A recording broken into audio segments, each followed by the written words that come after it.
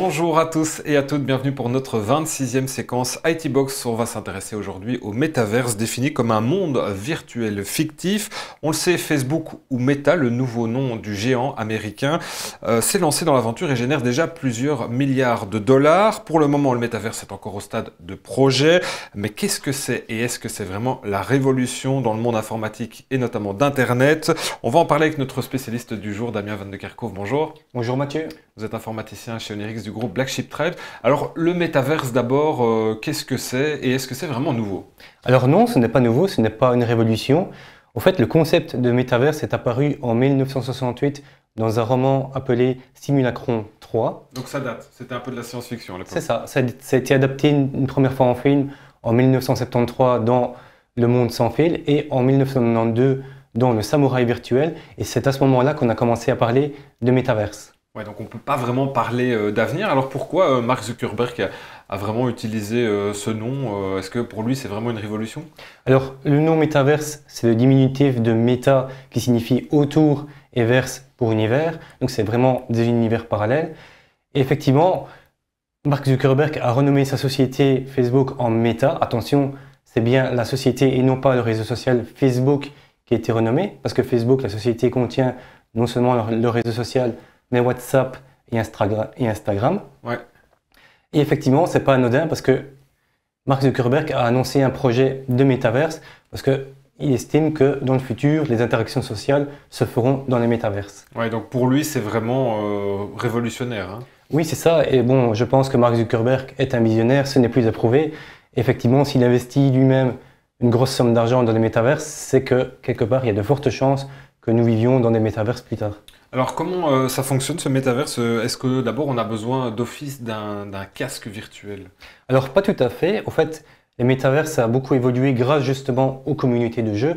Et on On a, pense aux avatars notamment, hein. c'est ça, on a connu le jeu Second Life. Mhm. Et donc, les métaverses, dont le but, c'est interagir avec d'autres personnes, avec des objets, mais on peut également posséder des objets. Par exemple, dans Second Life, il y a une personne qui a acheté une maison pour 1 million d'euros. Alors, Second Life, c'est sur PC, donc une souris, un clavier, ça fonctionne. Par contre, Microsoft, avec le projet Mesh, et Facebook, avec le projet Workroom Horizon, Oui. ce sont des projets de réunion virtuelle, et à ce moment-là, effectivement, on a besoin d'un casque. C'est ça. Alors, où est-ce qu'on en est dans cette technologie, hein, parce qu'on sait que c'était vraiment un effet d'annonce très important, ça a généré, on l'a dit, des milliards de dollars, on sait qu'on va engager des milliers de personnes, mais où est-ce qu'on en est aujourd'hui? Parce que bon, on ne le voit pas vraiment quand on va sur Facebook ou sur WhatsApp ou sur Instagram, hein. Alors, l'utilisation des casques virtuels, c'est pas encore très répandu. Ouais.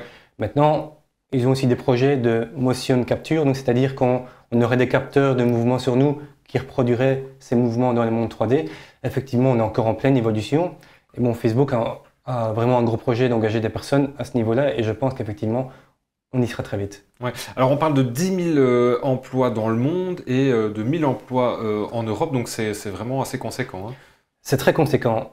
Par contre, voilà, on parle de 10 000 emplois, on ne sait pas encore dans quel pays on va engager des personnes, ni le type de profil qui sera engagé. Alors on parle beaucoup de Facebook, mais Epic Games, qui est le créateur de Fortnite, qui a quand même généré 1 milliard de dollars de bénéfices l'année passée, va réinjecter une partie de ses bénéfices aussi dans la création d'un métaverse. Pour vous, ça va être de plus en plus, on va découvrir cette technologie de plus en plus ou c'est vraiment encore en développement? Je pense qu'on y sera très vite et que justement les sociétés ont intérêt à y s'intéresser, surtout pour faire du marketing.